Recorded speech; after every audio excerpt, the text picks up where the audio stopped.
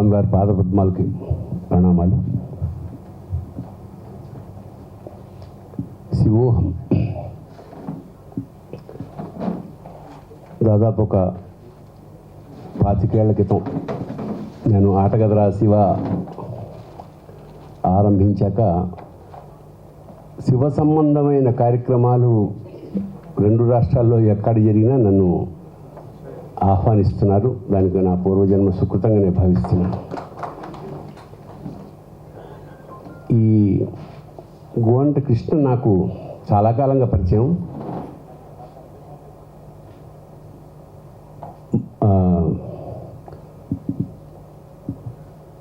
ఒకరోజు ఫోన్ చేసి, అన్న ఇట్లా ఒక పాట ఉంది, మంగ్లీ, యాక్చువల్గా మంగ్లీ ఫోన్ చేసింది,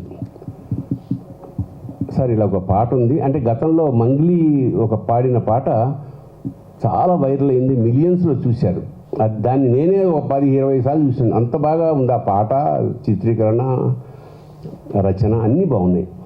అలాగే మీ మీద ఒక పాట చేద్దాం అనుకుంటున్నాను, పిక్చరైజేషన్ అంటే సరే అలాగే అన్నాను. తర్వాత డైరెక్టరు యశోకృష్ణ అంతా వచ్చారు, మాట్లాడారు, అయిపోయింది. ఇక్కడ లొకేషన్ ఎక్కడ అన్నప్పుడు వాళ్ళు కాశీలో అయితే బాగుంటుంది అన్న. నేను కాశీలో చాలాసార్లు చాలా పాటలు పిక్చరైజ్ చేయడం జరిగింది. ఏదైనా డిఫరెంట్ ప్లేసు ఈషా ఫౌండేషన్లో ఏమైనా చేస్తే బాగుంటుందేమో నాకు అనిపిస్తుంది. అందుకే ఎవరు అక్కడక్కడ చేసినా కూడా ఫుల్ ఫ్లెడ్జ్డ్గా ఎవరు చేయలేదు అంటే ఆ పర్మిషన్స్ చాలా కష్టం. అక్కడ వాసుదేవ్ గారు, జగ్గి వాసుదేవ్ మా సద్గురు, ఆయన్ని పట్టుకోవడం అంటే మాకు శైలజ, నేను ఈషా శైలజ అని రికార్డ్ చేసి పెట్టిన దాంట్లో పేరు. అంత మమేకమైపోయింది ఆవిడ. హైదరాబాదు ఆ కార్యక్రమాలకు సంబంధించిన ఏదైనా ఈవిడ ద్వారా నాకు సంబంధం ఏమిటంటే దాదాపు 20 ఏళ్ళ నుంచి నాకు అనుబంధం ఉంది. ఒకసారి శివరాత్రికి స్వామివారు ఇంగ్లీష్లో రాసిన పుస్తకం తెలుగు ఆవిష్కరణ నేనే శివరాత్రిని చేశాను. తర్వాత ఇంకోసారి పిలిచారు, ఇది 3వసారి. ఒక దివ్యమైన అనుభూతి. అది మాటల్లో వర్ణిస్తే జరిగేది కాదు. అక్కడ ఆత్మాక్షర కొన్ని ఎకరాలు, 150-300 ఎకరాలు, అది అణువు అక్కడ. ఇందాక మా అశోక్ తేజ రాసినట్టు అణువు శివవేది, శివుడు కనిపిస్తాడు అక్కడ. అంత బాగుంటుంది ఆ ప్రశాంతత. బట్ కష్టం అంటే పాపం అవి ట్రై చేసింది, మొత్తం వెళ్ళాం.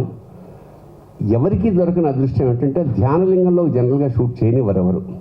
మరి ఆ పరమేశ్వర కృప అక్కడ ఒక రాత్రి వేళ దాదాపు 1 గంట వరకు ఆవిడ అంటుంది అన్ని గంటలు అలా చేయనిచ్చారండి అని. అంత పరమేశ్వర కటాక్షంగా భావించాను. సో దాని ఫలితం మీ కళ్ళ మీద ఉంది. విశేషం ఏంటంటే అతి సామాన్యంగా అనిపించే పదాల్లో జీవతత్వాన్ని రంగరించి పోసేశాడు అశోక్ తేజ. నీ నయన వాత్సల్యమే వానజలులై అన్నాక మీ నటనలే జీవ సంఘటనలై అన్న పదం అది ఎంత అందంగా అమరిందో చెప్పలేను. అలాగే లోకాలు కాపాడే లోకేశ్వర నువ్వు లేని తావేది, అంతవరకు ఎవరైనా రాసేస్తారు. చాలామంది కవులు ఇంతవరకు రాయగలరు. అణువణువు శివవేది అన్న పదం అద్భుతం అశోక్. స్ఫురించడం అది కవిత్వం అంటే ఇదండి. అలాగే ఎటు చూసినా నువ్వే యతిదేవరా అనడానికి ప్రత్యక్ష సాక్ష్యం యతిదేవర. ఆయన పట్టుకొచ్చాడు. అలాగే అర్ధనారీశ్వర తత్వం అందరికీ తెలిసిన విషయమే, కానీ దాన్ని ఎంత అందంగా చెప్పాడంటే పార్వతి నీమేని సగపాలు చేసుకోవడం వల్ల జరిగింది ఏమిటి అంటున్నాడు. మనుషులకు దాంపత్య మనుగడను చూపించావు. That is you shown route. ఇవాళ ప్రపంచంలో జరుగుతున్న అత్యంత దుర్మార్గం అదే కదా. సగపాలుగా జీవితం కొనసాగాల్సిన వాళ్ళు అరపూట కూడా కలిసి ఉండలేని దుస్థితి ఉంది. దాన్ని మరొకసారి చెప్పాడు అశోక్. అలాగే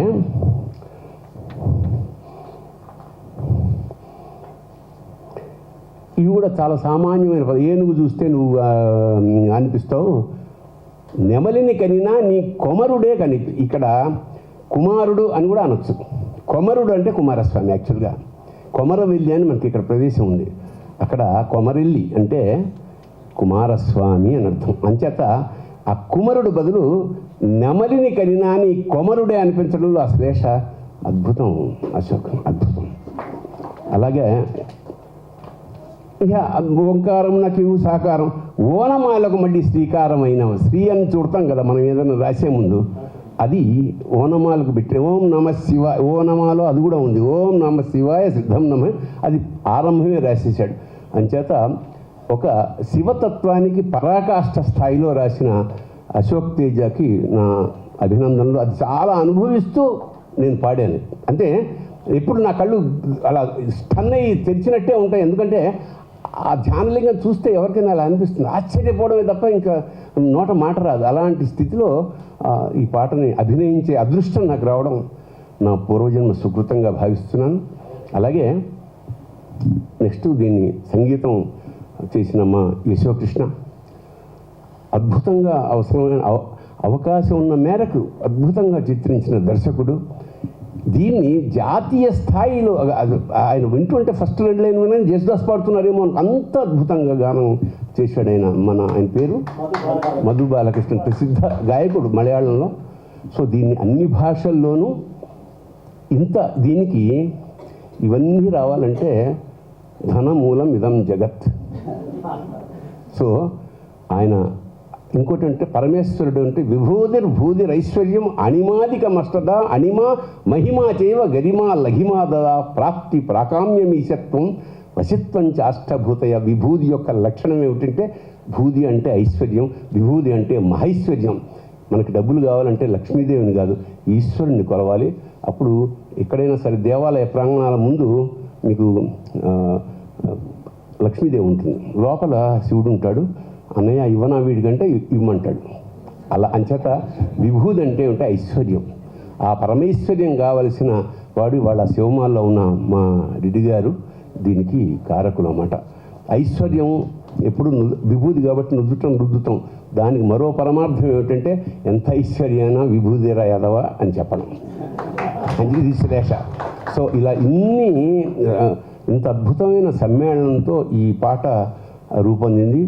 ముఖ్యంగా మరొకసారి చెప్తున్నా, ఆ ప్రాంగణంలో ఈ పాట చేయడం మా అందరికీ సమిష్టిగా చేసుకున్న అదృష్టంగా నేను భావిస్తూ మరొక్కసారి మా శైలజ గారికి కృతజ్ఞతలు, అలాగే ఆ సంస్థకి జగ్గి వాసుదేవ్ గారికి నమస్కారాలు చేసుకుంటూ ఈ కార్యక్రమానికి ఎవరినైనా శివతత్వ సంపన్నుల్ని పిలుద్దామని ఆయన అన్నారు. ఎవరా అనుకుంటుంటే లాస్ట్ వీక్ మేము ఒక 10 రోజుల క్రితం సామవేదం షణ్ముఖ శర్మ గారికి సత్కారం జరిగినప్పుడు స్వామివారు అక్కడికి వచ్చారు. ఆ పీఠంతో, పుష్పగిరి పీఠంతో నాకు చాలా అనుభవం. వీళ్ళ పూర్వ స్వాముల వరకు నాకు నానంటే పుత్రవాత్సల్యం. చాలాసార్లు నేను ఆయన్ని కలవడం జరిగింది పర్సనల్గా. ఆయన మొన్న తత్వం గురించి, సామవేదం షణ్ముఖ సారి గురించి మాట్లాడినప్పుడు నేను పులకించిపోయి, అవకాశం ఉంటే ఆయన వస్తే మన జన్మధన్యం అన్న ఉద్దేశంతో ఆయనకి కబుర్ చేయడం, వెంటనే ఉత్తరక్షణం శివోహం అనగానే వెంటనే స్పందించి అనుమతి ఇచ్చారు, ఆయన అనుగ్రహించారు స్వామివారు. అందుకు ఆయన పాదాలకు మరొక్కసారి నమస్కారం తెలియజేసుకుంటూ, ఇంతటి యజ్ఞంలో మేము పాల్గొన్నందుకు మా పూర్వజన్మ సుకృతంగా పరమేశ్వర కృపగా భావిస్తూ, అందరికీ ఇందులో ఎవరైనా పాటలు పాడిన పిల్లలు, అమ్మాయిలు వచ్చారు, చక్కటి అందరూ అందులో డ్యాన్స్ చేసిన వాళ్ళు, ప్రతి వాళ్ళు ఈ పాట బయటికి రావడానికి సహకరించిన ఉడతలందరికీ నమస్కారం చేసుకుంటూ సెలవు తీసుకున్నా. శుభం భూయత్ శివోహం. ఈ సోదరుడు మౌనశ్రీ ఆ పేరుకే కానీ చక్కగా మాట్లాడుతున్నాడు. ఎందుకంటే మౌనంగా ఉండడం అంటే మాట్లాడకపోవడం కాదు, ఎప్పుడు అవసరమైతే అప్పుడు మాట్లాడేవాడే ముని. అందుకే ముని అంటే అవసరమైనప్పుడు మాట్లాడాలంటే మౌనశ్రీ చాలా అందంగా, అంటే ఎంత అవసరమో అంతే ప్రొజెక్ట్ చేస్తూ యాంకరింగ్ నిర్వహిస్తున్నారు. ధన్యవాదాలు. శుభం భూయాత్ శివోహం. ముఖ్య అతిథిగా వచ్చేసి ఆవిష్కరించిన శ్రీ శ్రీ శ్రీ వదభి నవోద్దండ విద్యాశంకర భారతి మహాస్వామి వారు, జగద్గురు శంకరాచార్య పుష్పగిరి మహాసంస్థాన పీఠాధీశ్వరులకి ప్రణామం.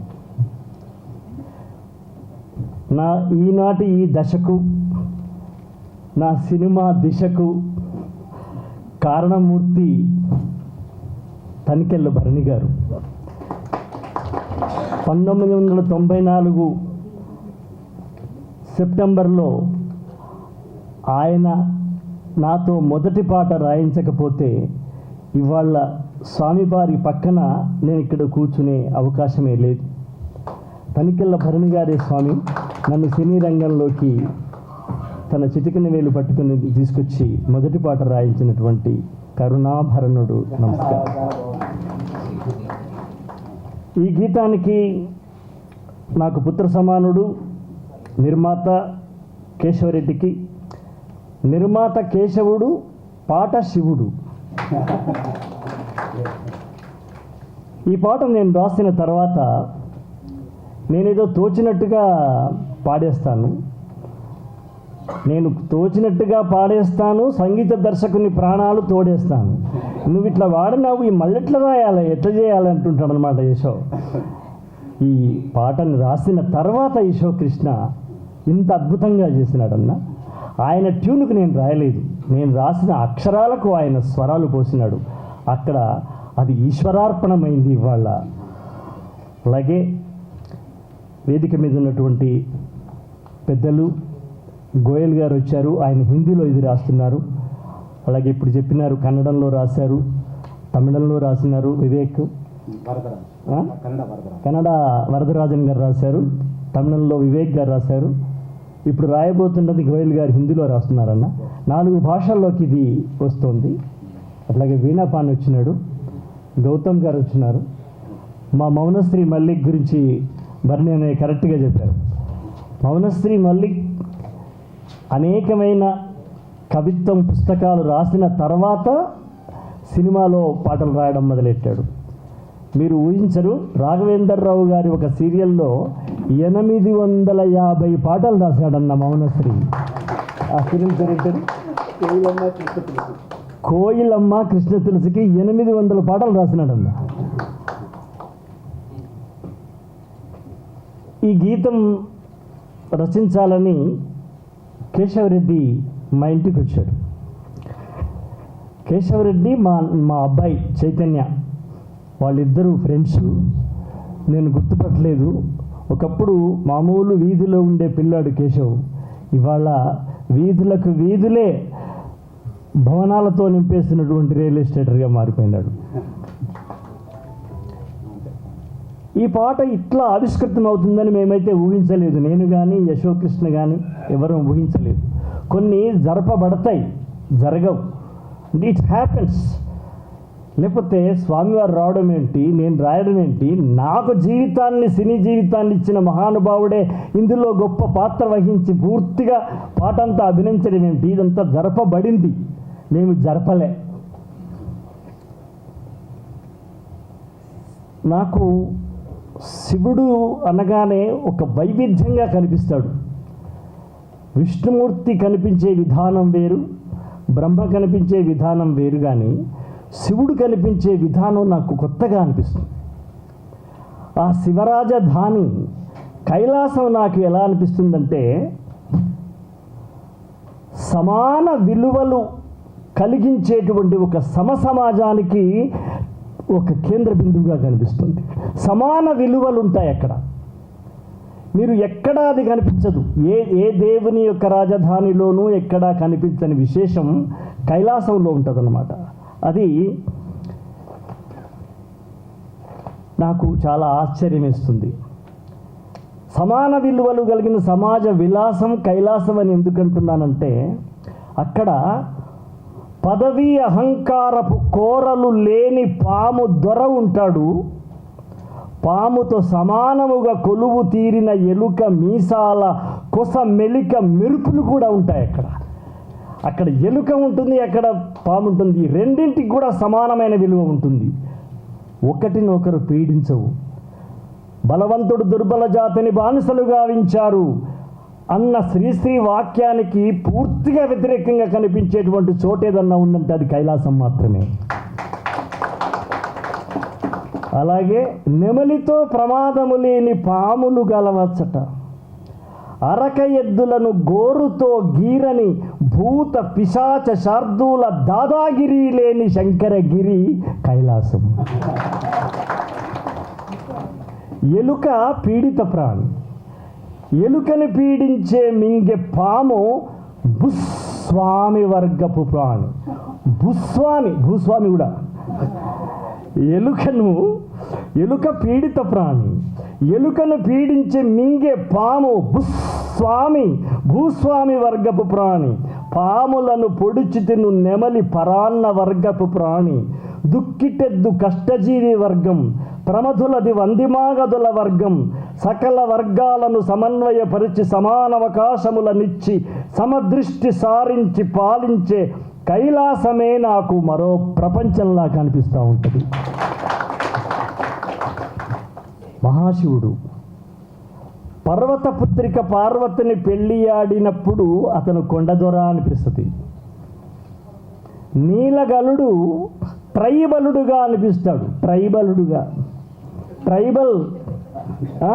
నీలబలుడు ట్రైబలుడుగా కనిపిస్తాడు. పశుపతి పేర జీవులను జీవాలుగా కాచినప్పుడు గొల్ల కురుమల గోత్రజుడు అనిపిస్తాడు. గంగ తన గంగతో లాలబోయంగా చంద్రశేఖరుడు గంగపుత్రుడై కనిపిస్తాడు. గంగపుత్రుడు అంటే మత్స్యకారుడు. గంగ లాలబోసేటప్పుడు గంగపుత్రుడై కనిపిస్తాడు. పాములను మోకులుగా మోసి మూపు కాయలు కాచిన గౌరి మొగడు పేద గౌడులా కనిపిస్తాడు. దుగ్గాడు పగ్గాలు బిగ్గరబట్టి అరచేతులు కాయలు కాచిన హరుడు మున్నూరు కాపులా భువి నేలు పాలి కాపులా మనకు కాపులా కనిపిస్తాడు. పులి ఏనుగు తోళ్ళు పంచెలుగా మలిచే వేళ పద్మశాలి అనిపించే. పాశుపతాస్త్రమును తయారించిన వేళ విశ్వకర్మగా విశ్వకార్మికుడు అనిపించే. వీరార్జునుడితో పోరాడి గెలిచిన ఇతని ధీరతకు ఎరుక అని సబ్బండ జాతికి బండ గుర్తుగా సాంబడే అనిపించు. సకల జనుల ప్రతీక సాంబడే అనిపించు.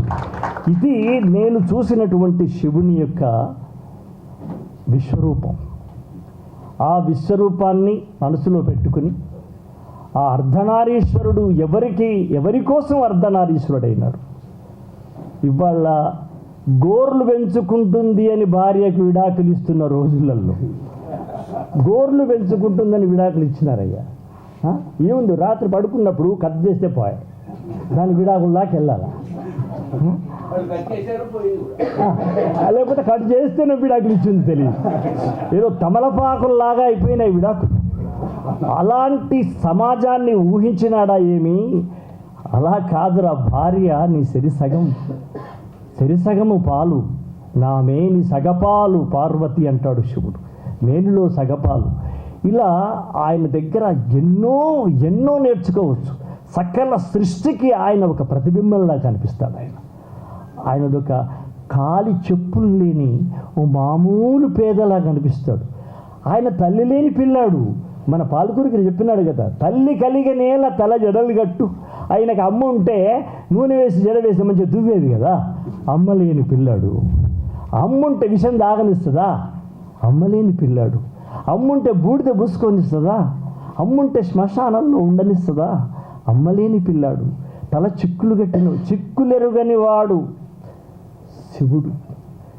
చిక్కులు తలలో మాత్రమే ఉంటాయి కానీ ఎక్కడా చిక్కులు తెలియనటువంటి మహానుభావుడు.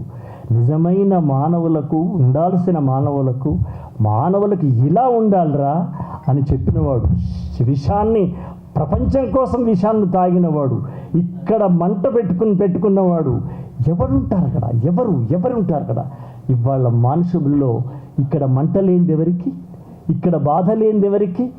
ఈ లోకాన్ని ముందే ఊహించి తన ఆకారానికి ఈ లోకానికి ఒక సాకారంగా చూపించినాడా? అలాంటి మహానుభావునిగా పాట రాసే అదృష్టం నాకు రావడం, అది బాబు కేశవ నా దగ్గరికి రావడం. జనరల్గా నా దగ్గరికి రారు. ఎందుకంటే కొమరం భీముడో రాసిన పాట రాసేవాడి దగ్గరికి శంకరుడి పాట కోసం ఎందుకు వస్తారన్న? రారు. కానీ విచిత్రంగా అబ్బాయి రావడం, నేను రాయడము, యశోకృష్ణ, మధుబాలకృష్ణన్ పాడటము, తర్వాత దామురెడ్డి దానికి దర్శకత్వం. దామురెడ్డి రావాల్సి ఉంటే ఇవాళ ఇది నేను ఊహించింది కాదు, ఇది ఏదో రాపించుకుంటారు గాలిలో వదిలేస్తారు వెళ్ళిపోతుంది అనుకున్నాను. కానీ ఇంత పెద్ద మహానుభావులు అయ్యా మీరు రావడం మాకు అదృష్టం. భరణి నన్ను ఇలా చేయడం అనేది నేను ఊహించని అదృష్టం అది. ఎందుకంటే నాకు భిక్ష పెట్టిన వాడు ఈ పాటకు కూడా ఇవాళ ఆయన ఒక భిక్ష పెట్టినట్టుగా ఉందన్నమాట. అందరికీ నమస్కారం, ఎదురుగా ఉన్న పెద్దలందరికీ నమస్కారం. శైలజమ్మ గారు లేకపోతే అనితర సాధ్యం, అక్కడ షూటింగ్ అనితర సాధ్యం అమ్మ. అది మీ వల్ల సద్గురు యొక్క కరుణ వల్ల, ముఖ్యంగా భరణి అన్న అడిగితే బహుశా కాదని లేకపోవచ్చు ఆయన. ఇవన్నీ కలిసినాయి. మా కేశవరెడ్డి అదృష్టవంతుడు, యశోకృష్ణ అదృష్టవంతుడు. ఇవాళ ఇద్దరు అదృష్టవంతులు. వాళ్ళిద్దరికి అదృష్టం వల్ల ఇన్ని కలిసి వచ్చినాయి. ఈ మధ్యన అదృష్ట దేవత కూడా బాగా కష్టపడేవాడిని మెడలోపలనే దండేస్తుందంట.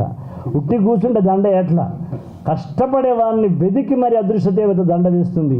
అలా నిర్మాతకి సంగీత దర్శకునికి దండ వేయించింది అదృష్ట దేవత. నమస్కారం. శ్రీ గురుభ్యో నమః. శంకరం శంకరాచార్యం కేశవం బాదరాయణం సూత్రభాష్యకృతౌ వందే భగవంతో పునః పునః. శృతిస్మృతిపురాణానాం ఆలయం కరుణాలయం నమామి భగవత్పాదశంకరం లోకశంకరం. సత్యజ్ఞానసుఖస్వరూపమమలం క్షీరాబ్దిమధ్యస్థితం యోగారూఢమతిప్రసన్నవదనం భూషా సహస్రోజ్వలం త్రిక్షం చక్రపినాకసాభయకరాన్ బిభ్రాణమర్గచ్ఛవిం ఛత్రీభూతపణీంద్రమిందుధవళం లక్ష్మీంద్రసింహం భజే. సదాశివసమారంభాం శంకరాచార్యమధ్యమాం అస్మదాచార్యపర్యంతాం వందే గురుపరంపరాం. శ్రీగురుభ్యో నమః. హరి ఓం. సోమవారం శివోహం.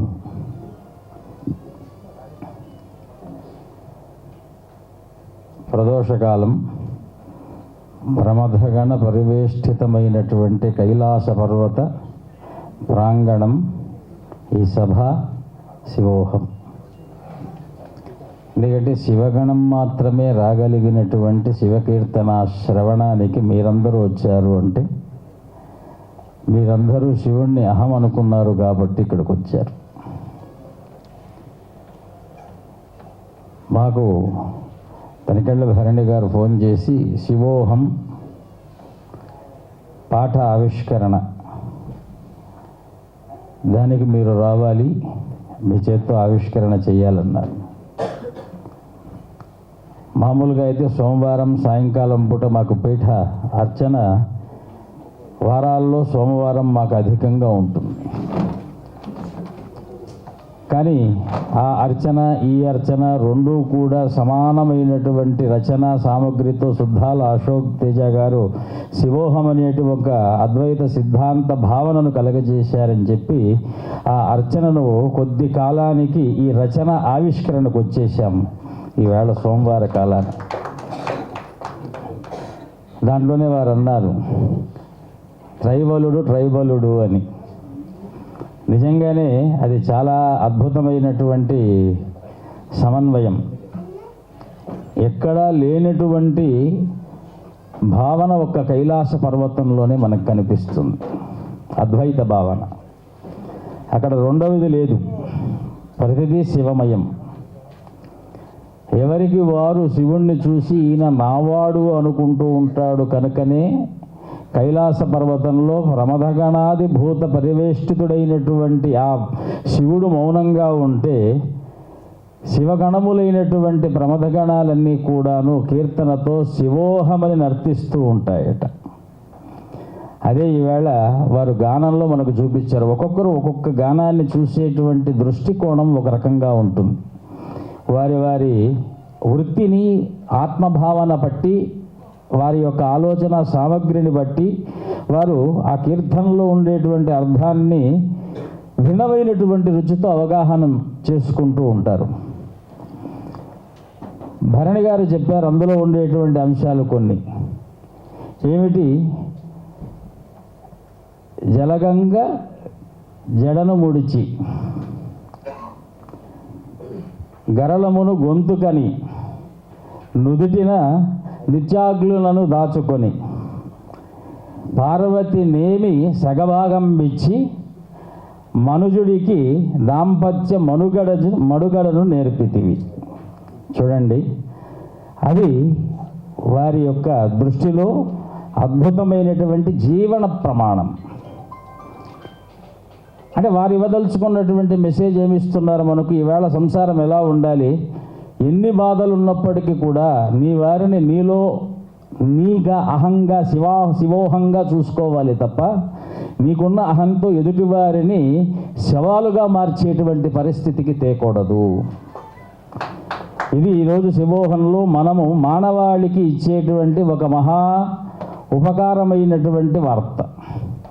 ఎందుకంటే సంసారాలన్నీ కూడాను చిన్న చిన్న కారణాలకు, ఇందాక మన సుద్దాల అశోక్ తేజ గారు చెప్పినట్టు గోల్డ్ ఇవ్వలేదని చెప్పి గోటికి పోయేదాన్ని గొడ్డలి వరకు తెచ్చుకునేటువంటి పరిస్థితి అయిపోయి డ్రమ్ముల్లో దాపెట్టి కుక్కర్లో ఉడికించే పరిస్థితికి వస్తుంది.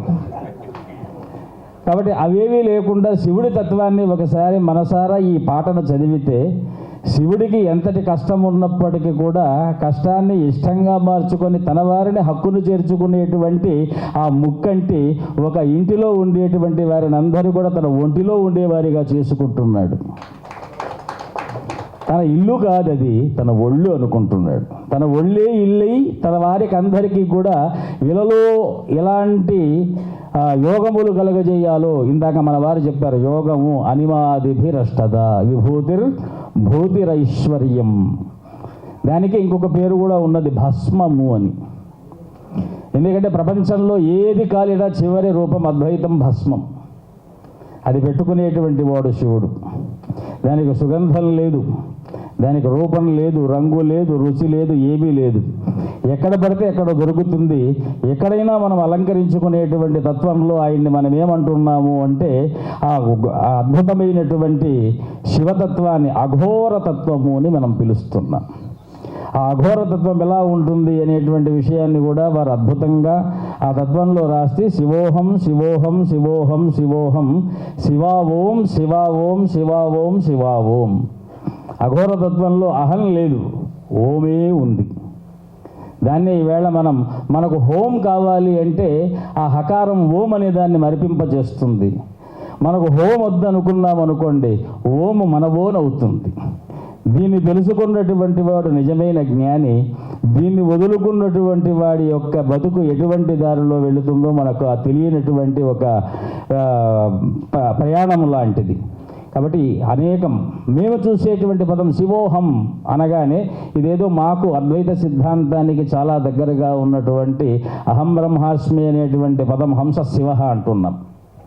కాబట్టి హంస శివ, అందులో వేదంలో కూడా ఒక పదము, ఆ వేద మంత్రాత్మకమైనటువంటి పదాన్ని ఇందులో పాటలో పెట్టారు కదా, అదే సదా శివోం. సదాశివోం అనేటువంటి పదానికి, అహం బ్రహ్మాస్మి అనేటువంటి పదానికి, శివోహం అనేటువంటి పదానికి ఎక్కడ కూడా వ్యత్యాసం లేకుండా మంత్రాత్మకమైనటువంటి రచన ఎలా చేశారు. అందులో కూడా చిట్ట చివరిగా మన కర్మలు ప్రారంభమయ్యేటువంటిది అక్షరాభ్యాసంతో, జన్మలు ముగిసేటువంటిది మోక్ష సాన్నిధ్యంతో. అందుకే ఓంకారమునకు సాకారమై ఓనమాలకు శ్రీకారమై అని రాశారు. చూడండి, ఓనమాలకు శ్రీకారము అంటే అక్షరాభ్యాస కాలాన పుట్టినప్పటి నుంచే అక్షరం రాసేంత వరకు ఆ జీవి కాదు, కేవలం బాలుడు, శిశువు మాత్రమే. ఎప్పుడైతే అక్షరాన్ని అక్షరాభ్యాసంతో ప్రారంభం చేసి ఓనామః శివాయ సిద్ధన్నమః అనేటువంటి పదాన్ని అక్షరం మీద పెడితే, అంతకుముందు ఎన్ని గ్రంథములు చదివినప్పటికీ కూడా అవి గ్రంథములే కానీ విద్యలు కాజాలవు. ఎప్పుడైతే శివాక్షరముతో ప్రారంభమవుతుందో, అందుకే కాళిదాసు వారు రఘువంశం ప్రారంభం చేస్తూ వాగర్ధ వివ సంపృక్తౌ వాగర్ధ ప్రతిపత్తయే అని ప్రారంభం చేశారు. ఎందుకంటే అక్షరం శివుడు, అర్థము పార్వతి. అక్షరానికి అర్థము లేకపోతే అది అబద్ధం అవుతుంది కనుక శివుడున్న చోట పార్వతి ఉంటుంది కనుక. ఎందుకంటే ఇందాక వారు చెప్పినట్టుగా నీ పార్వతికి నీవేమి సగభాగం ఇచ్చి అన్నారు. అంటే ఒక పక్క వాక్కు, ఒక పక్క అర్థం. ఒక పక్క కంఠంలో గరళం. ఇవి అంత తొందరగా అక్షరము అర్థము శరీరానికి పట్టవు, ఎంతో అభ్యాసం కావాలి.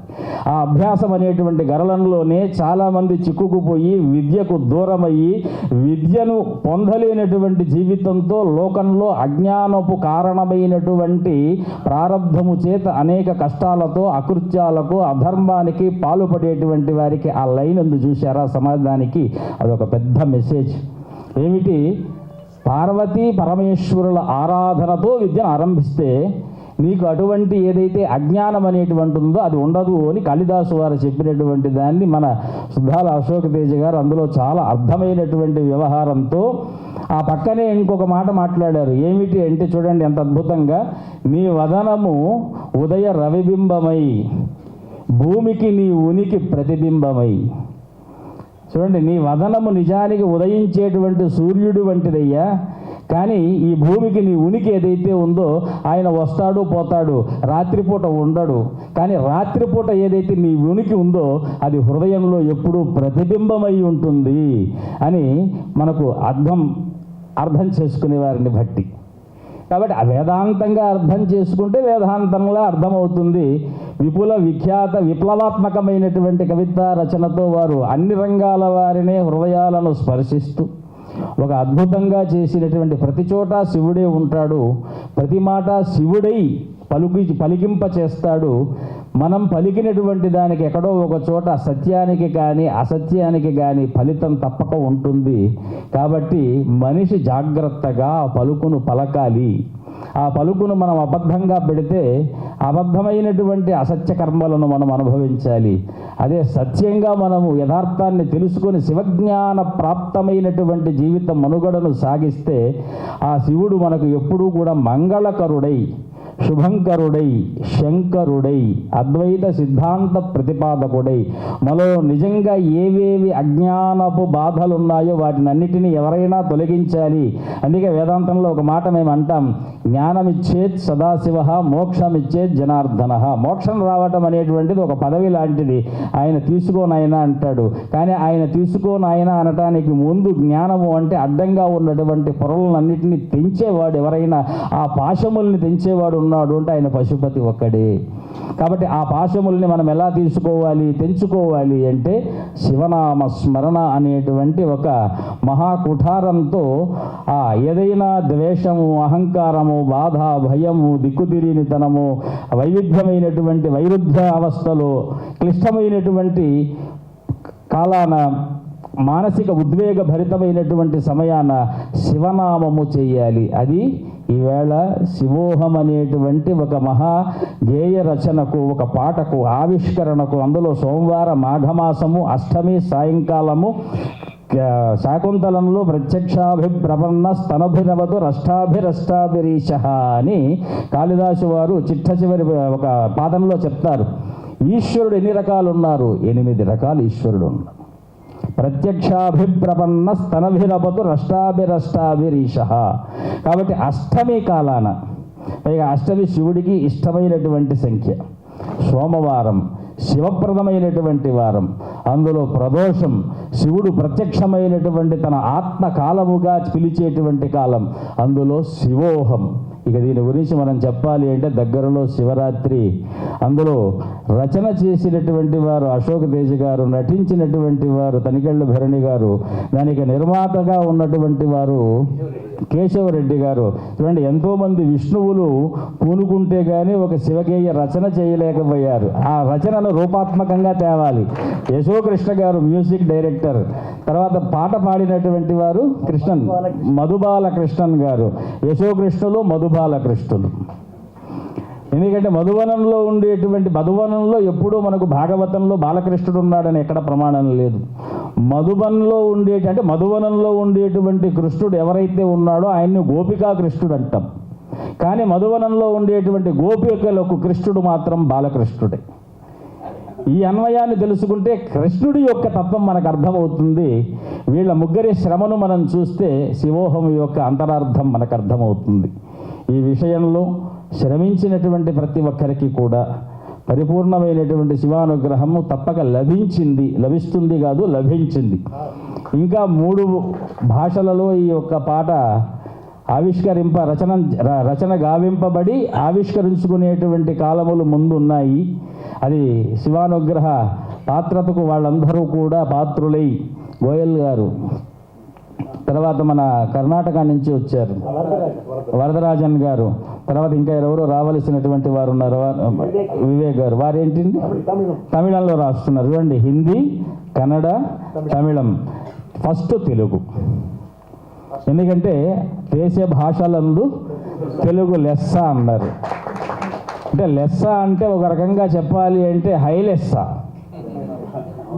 హై లెస్స, మంది హై ప్లస్ లెస్ రెండు కలిస్తే దేశ భాషలందు తెలుగు హై లెస్స. ఇందాక మన వాళ్ళు అన్నారు ఏమిటి అంటే ఆ యొక్క శివుడు నాగుపాముల మోత చేత కరుడు కట్టినటువంటి ఏమన్నారండి తమరు భూస్వామి వారు,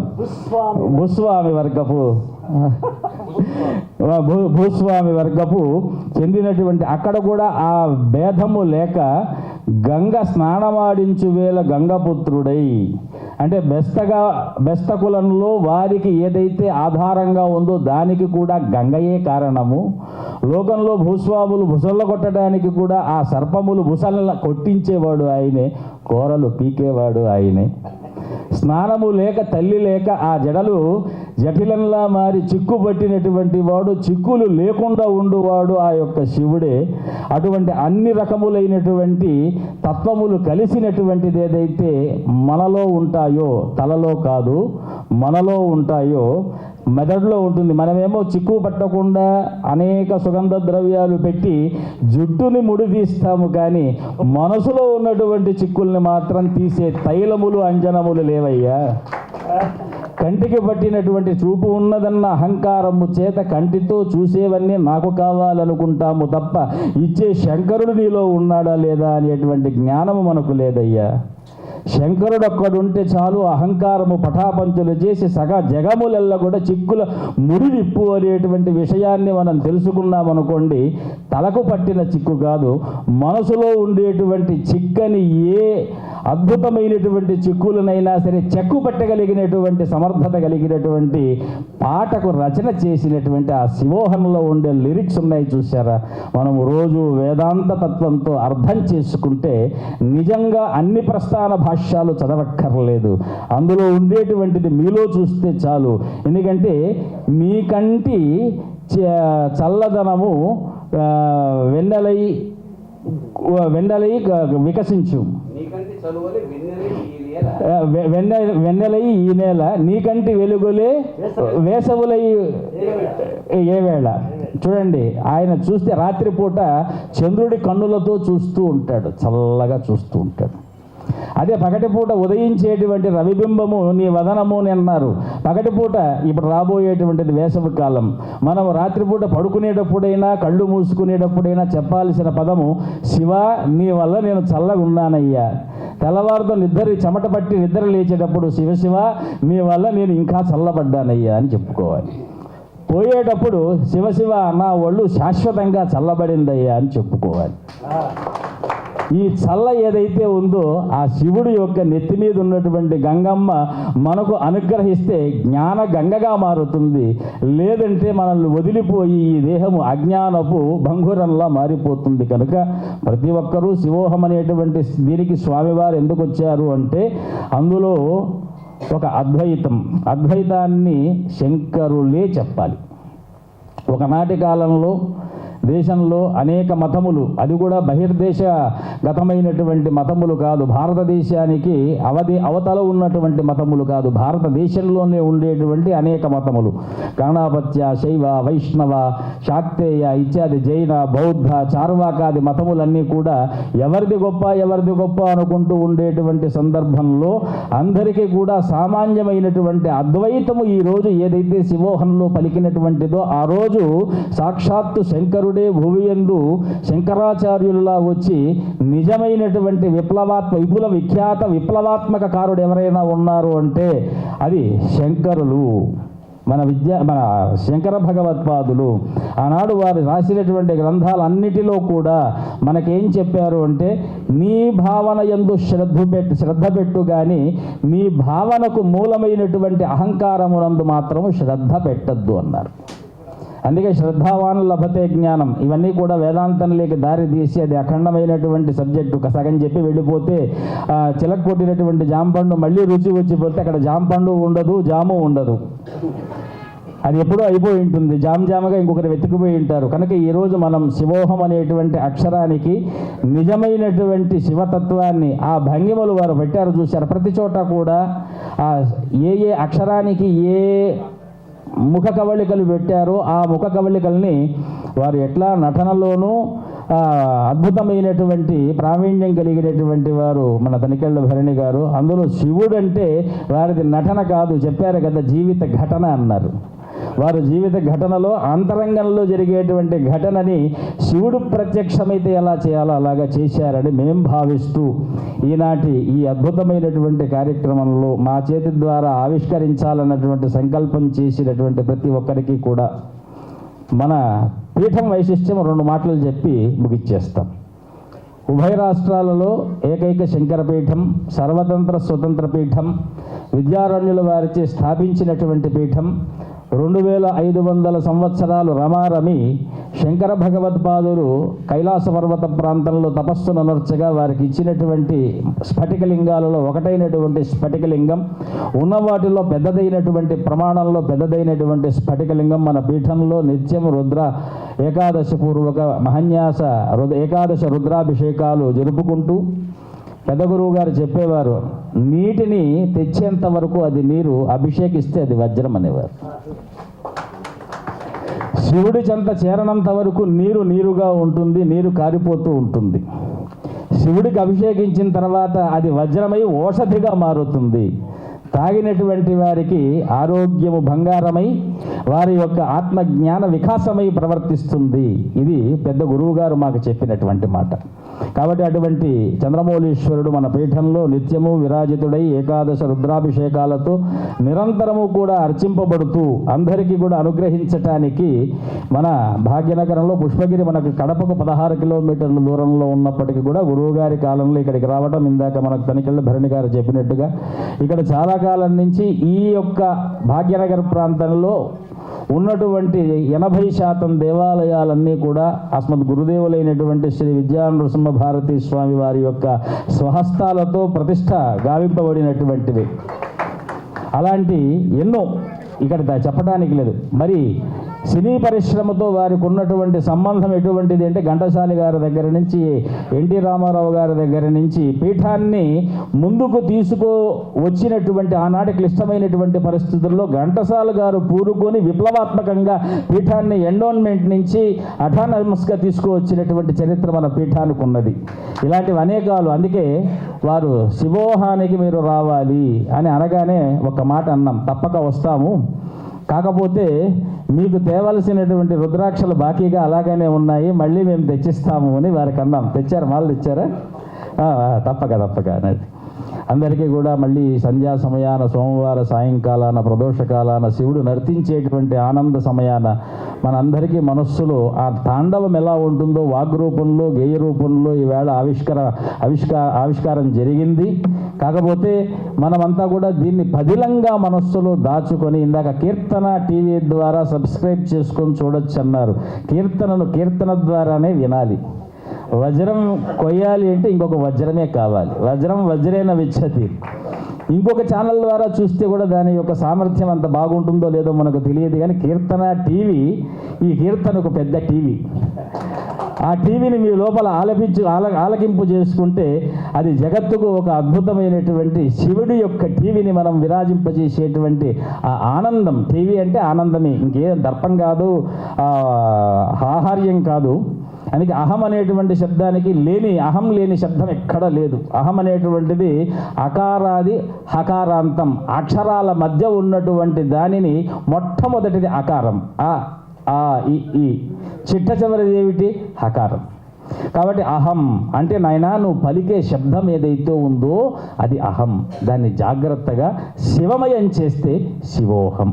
ఈ వాక్యాన్ని చెప్తూ స్వస్తి ప్రజాభ్య పరిపాలయంతాం న్యాయేన మార్గేణ మహిమహీషాః గోబ్రాహ్మణేభ్య శుభమస్తు నిత్యం లోకాః సమస్తాః సుఖినో భవంతు.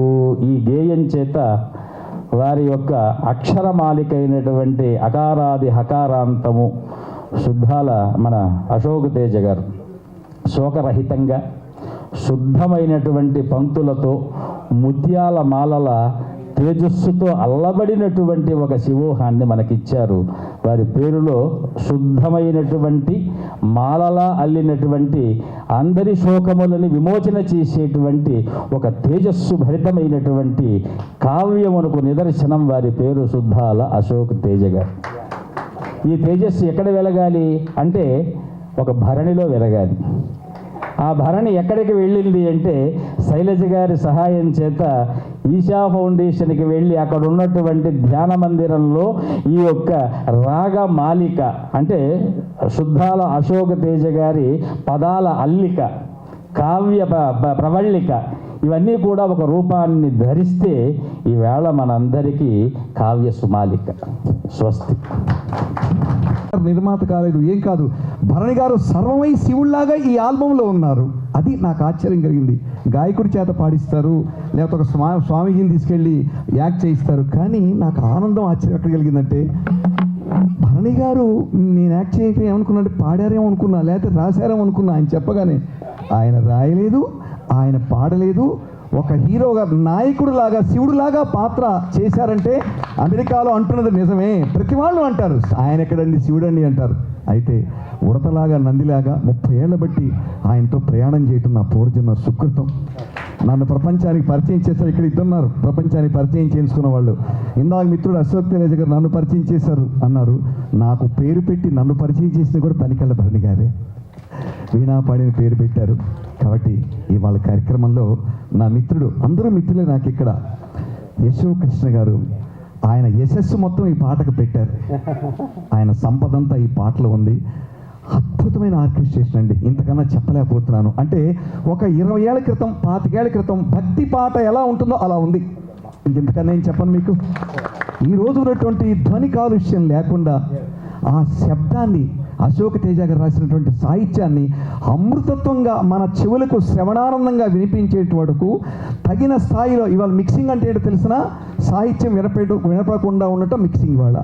ఇవాళ సాహిత్యం వినపడకుండా ఉండటం మాత్రమే, శబ్ద కాలుష్యం మాత్రమే. శబ్దాన్ని ఏం చేస్తున్నామంటే మనం ఫ్లూటు పాపం ఆయన వాయిస్తారు ఎవరు, ఇక ఆ రోజులో సాహిత్యం వినపడకుండా ఇవాళ మిక్సింగ్ అలా చేస్తేనే పాట మిక్సింగ్ ఒక 5 లక్షలు 10 లక్షలు 8 లక్షలు తీసుకుంటారు.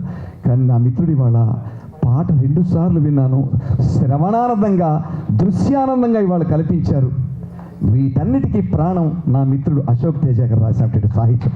పరమాద్భుతంగా రాశారండి. ఏమి చెప్పడానికి ఏమీ మిగల్చలేదు. భరణి గారు ఒక అక్షరం మిగల్చలేదు, స్వామి ఒక అక్షరం మిగల్చలేదు. ఆనందపడిపోతున్నాను. నా మిత్రుడు ఇవాళే పరిచయం చేసుకున్నాను. చెన్న కేశవరెడ్డి గారికి, మన మిత్రులు నా వరదరాజన్ గారికి, హిందీలో రాసినటువంటి గోయల్ గారికి, అందరికీ నా హృదయపూర్వక ధన్యవాదాలు తెలియజేసుకుంటూ, నన్ను ఇక్కడికి పిలుస్తారు అనుకోలేదు. భరణి గారు పిలిచారు, ఆయన పిలిచారు, వచ్చి కూర్చున్నాను, నన్ను ఇక్కడికి రమ్మన్నారు. ఇవాళ ఆనందంగా ఉందండి. శివోహం శివోహం శివోహం. అందరూ వినండి, అందరికీ వినిపించండి. అది కోరిక. వినటం ఒక్కటే కాదు, అందరికీ వినిపిస్తే. అసలు ఇట్లా శివుడు రాశాడేంటండి, నేను వాడిని మాట్లాడుతుంటే అన్నాడు, నన్ను ఎవరు పిలవరు, నన్ను పిలిచేది అందరూ అది చేసిన తర్వాత పరమాద్భుతం మిత్రమా. ఇవాళ ఒక్కసారి గట్టిగా, ఎందుకంటే ఈ శివుడి గురించి రాసింది కాదు, అంతర్లీనంగా మాట్లాడారు శివుడి గురించి, మరీ రాసుకొచ్చి చాలా ఆనందంగా ఉందండి. ధన్యోస్మి. ఉంటానండి, నేను బయలుదేరుతున్నాను, వేరే పని ఉంది, ఏమనుకోకండి. నమో నమః. అందరికీ ఒకసారి శుభాశీస్సులు, శుభాకాంక్షలు తెలియజేస్తూ సెలవు తీసుకుంటున్నాను. నమస్కారం. సభకు నమస్కారం అండి.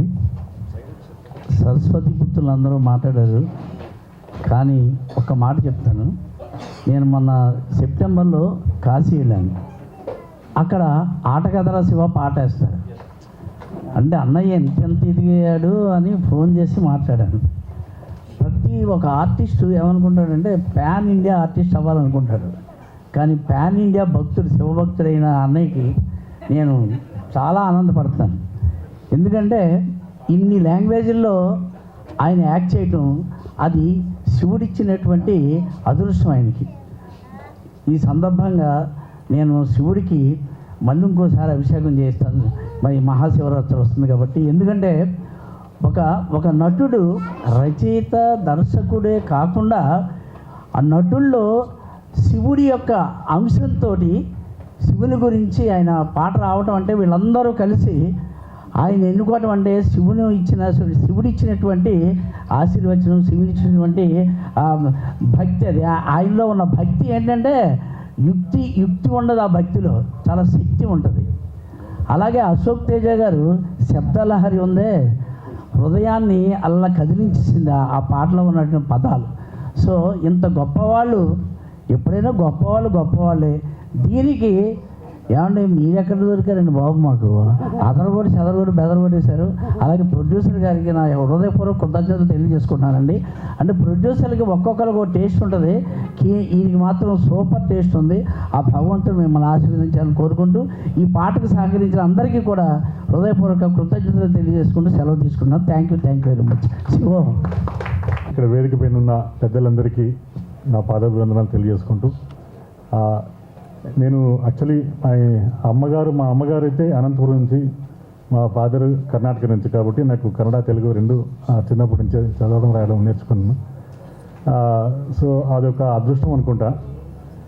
కొమరం భీముడో సాంగ్ త్రిపులార రాసినప్పుడు సార్ నాకు అందులోని కొన్ని విషయాలు రాసే ముందు నాకు తెలియజేసి ఆ పాట ఎంత బాగా రావాలనేది చెప్పారనమాట. సో ఆ బేస్ మీద నేను రాసిన పాట కన్నడలో కూడా పెద్ద హిట్ అయింది. సో అప్పుడు పరిచయమైన గురువు గారు ఇప్పటిదాకా నా చేయి వదలకుండా నాతో పాటు ఆయన నన్ను ముందుకు నడిపిస్తూ ఇప్పుడు శివుడి దగ్గరికి తీసుకెళ్లారు. సో ఆయనకి నా పాదబంధం తెలియజేస్తున్నాను.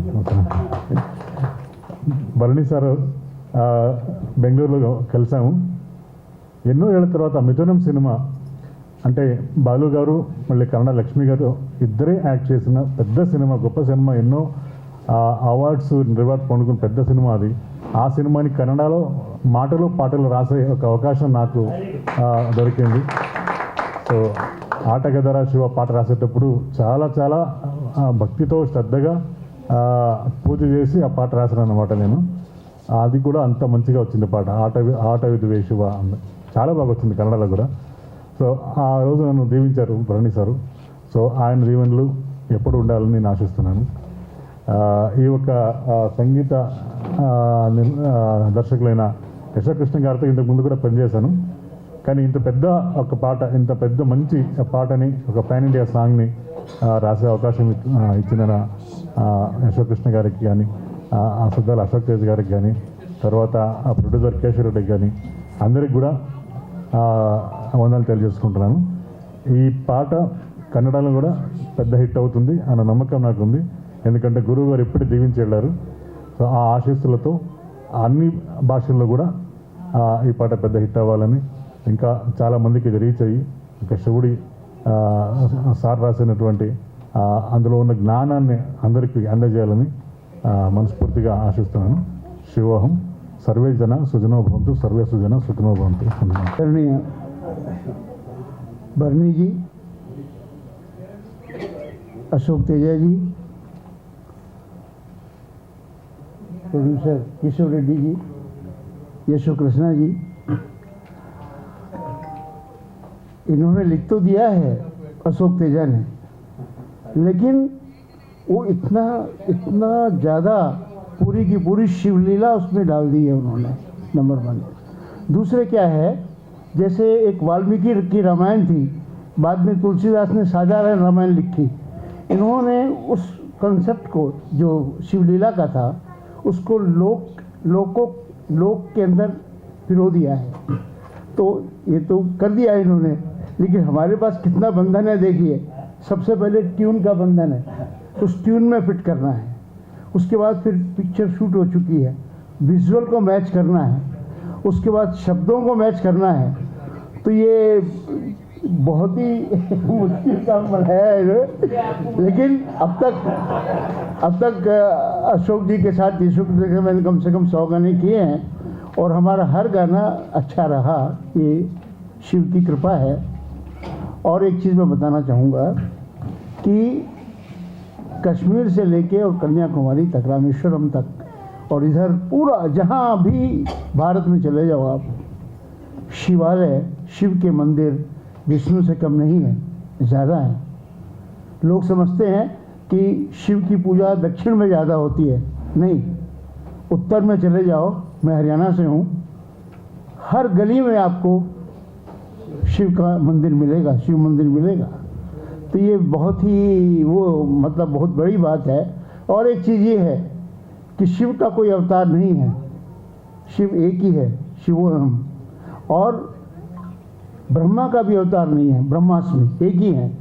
विष्णु के 24 अवतार हैं, 10 अवतार हैं, लेकिन शिव के एक ही रूप है उनका। मैंने थोड़ा सा मैं रिसर्च कर रहा था तो मैंने देखा कि आदि शंकराचार्य ने निर्वाण षटकम लिखा है, वहाँ से ही ये शब्द आया है शिवोहम। उसका जो अर्थ ये आता है कि मैं मन, बुद्धि, अहंकार और चित्त नहीं हूँ, न मैं कान, न मैं जीवा, नाक और नेत्र हूँ, न मैं व्योम आकाश, न भूमि, तेज और वायु हूँ, मैं तो चित्त का आनंद रूप हूँ और मैं शिव हूँ, शिवोहम। तो ये वहाँ से कंसेप्ट लिया गया है, इसके लिए मैं बधाई देता हूँ अशोक तेजा जी को। मुझे भी थोड़ा सा रिसर्च का शौक है, मैं देखता हूँ ये शब्द कहाँ से आया, शिवोहम शब्द कहाँ से उसकी उत्पत्ति हुई। तो मुझे पूरी उम्मीद है कि आज जिस माहौल में, जिस वातावरण में इसका ये आविष्करण हुआ है और जिस हिसाब से वो पिक्चराइज किया गया है और उसका जो म्यूज़िक कंपोज किया गया है और गाया गया है, मैं समझता हूँ पिछले 4-5 साल में मैंने ऐसा गाना नहीं देखा। मैंने खुद लिखे होंगे 50 गाने, लेकिन इस रूप में इतना अलंकृत किया हुआ है, इतना पिक्चराइज किया गया है, ये मैंने पहली बार देखा है। 2 बार देखा, दिल कर रहा था कि और 2 बार देखूं मैं। यूट्यूब में देखेंगे तो बहुत जल्द ही ये रूप भी, हिंदी का रूप भी आपके सामने होगा। इतना कहते हुए मैं किशोर रेड्डी जी का, हमारे यशो कृष्णा जी का, अशोक तेजा जी का और भरनी जी का, सबका और आप सबका मैं हृदय से धन्यवाद देता हूँ। धन्यवाद। Thank you. ఇంకా చివరన ఇంకా ఈ పాటకు స్వర సంయోజనం చేసి అద్భుతమైనటువంటి పాటగా తీర్చిదిద్దినటువంటి మిత్రుడు యశోకృష్ణ ఒక్క నిమిషం పాట. ఆయన ఎక్కువగా మాట్లాడడం మనందరికీ తెలుసు, ఓన్లీ పాటలు పాడడము స్వరకల్పన చేయడం మాత్రమే. వేదిక మీద ఉన్నటువంటి పెద్దలకి, పాత్రికేయులకి, మీడియా మిత్రులకి, నా స్నేహితులకి, ప్రతి ఒక్కరికి పేరు పేరున నా హృదయపూర్వక శుభాకాంక్షలు. ఇంత గొప్ప అద్భుతమైనటువంటి అవకాశాన్ని కల్పించినటువంటి నా దేవుడు, నా పాటల తండ్రి డాక్టర్ సుద్దల అశోక్ తేజ గారికి నేను ఎప్పుడు రుణపడి ఉంటాను. సుద్దల అశోక్ తేజ గారితో నేను దాదాపు ఒక 1000 పాటలకు సంగీతం సమకూర్చాను. అందులో ఇది ఒక మైలురాయి ఈ పాట. అసలు ఇలాంటి అద్భుతమైనటువంటి అవకాశం అందరికీ రాదు. అది శివుడి లీల తరికలపల్లి సార్ నటించడం, అలాగే దామురెడ్డి గారు డైరెక్షన్ చేయడం, నాకు ఇంత గొప్ప అద్భుతమైనటువంటి అవకాశాన్ని కల్పించారు. మన కేశవరెడ్డి గారు ఎక్కడ క్వాలిటీలో రాజీ పడకుండా మంచి అవుట్పుట్ కోసం ఒక సినిమాకి ఎంత ఖర్చు పెడతారో ఒక డివోషనల్ పాటకు అంత ఖర్చు పెట్టారు. ఇంత అవుట్పుట్ రావడం కోసం నేను అహర్నిశలు కృషి చేసి ప్రతి టెంపుల్లో కూడా ఈ పాట మోగాలనే సంకల్పంతో ఈ పాటను నేను రూపొందించడం జరిగింది. ఎందుకంటే ఏ టెంపుల్లోకి వెళ్ళినా దాదాపు 30-40 సంవత్సరాల కింద చేసినటువంటి గొప్ప గొప్ప గాయకుల పాటలే వినపడతాయి. ఈ మధ్య కాలంలో ఈ రిథమ్స్, ఈ డామినేషన్ ఎక్కువైపోయి ఈ పాటలు మామూలుగా ఒక యూట్యూబ్లో వినడానికి తప్ప అది టెంపుల్లో ఉపయోగపడట్లేదు. నా పాట శ్రీశైలం శిఖరం పైన అది మోగాలని ఒక అలాంటి సంకల్పంతో ఈ పాటను రూపొందించాను. దీంట్లో ఆర్కెస్ట్రేషన్ కూడా ఎక్కడ కూడా వీణులకు కనువిందుగా ఉండే విధంగానే ఈ పాటలో సితారు, వీణ, వైలిన్, సోలో, డ్రమ్స్ ఎక్కడ కూడా డామినేషన్ చేయకుండా వోకల్కు ప్రాధాన్యం ఇస్తూ అద్భుతమైనటువంటి మిక్సింగు, ఇది మాస్టరింగ్ అంతా చెన్నైలో చేశాము. ఎస్వి రంజిత్ గారు చేశారు, ఇక్కడ మా అబ్బాయి వేణుమాధవ్ చేశారు, అలాగే వెంకట్ దారా ఇంజనీర్. దీనికి దాదాపు ఒక 30 మెంబర్స్ టెక్నీషియన్స్ వర్క్ చేశాము. దీంట్లో గాయకులు మోహిని, రేవతి, జయశ్రీ పల్లెం, వీరందరూ అద్భుతమైన గానాన్ని మాకు అందించారు. అలాగే ఫ్లూటు ప్లే చేసినటువంటి శ్రీనివాస్ గారు కూడా వచ్చారు. అలాగే వీణా ప్లేయర్ ఫణినారాయణ గారు, ఇలా ప్రతి ఒక్కరికి పేరు పేరు ఇంతమంది శ్రమతోనే ఈ పాట ఇంత అద్భుతంగా వచ్చింది. నాకు భరణి సారు ఇట్లా అడగగానే అవకాశం ఇవ్వడం అనేది అది నా పూర్వజన్మ సుకృతం. నిజంగా నేను జన్మజన్మల సార్కు రుణపడి ఉంటాను. నా పాటల తండ్రికి మరొక్కసారి నమస్కరించుకుంటూ ఇంత గొప్ప అద్భుతమైన అవకాశాన్ని ఇచ్చినటువంటి నిర్మాత కేశవరెడ్డి గారికి పాదాభివందనం చేస్తూ సెలవు తీసుకుంటున్నాను. మౌనం ఉంటావు, మాటలాడతావు, శబ్బాషరా శంకరా అని రాశా. ఎవడికి మౌనంగా ఉంటాడు? అక్కర్లేని వాడికి మౌనంగా ఉంటాడు, కావలసిన వాడితో మాట్లాడతాడు, బయటికి మాట్లాడు. That is the quality of Shiva and Mounasri. All the best, God bless you.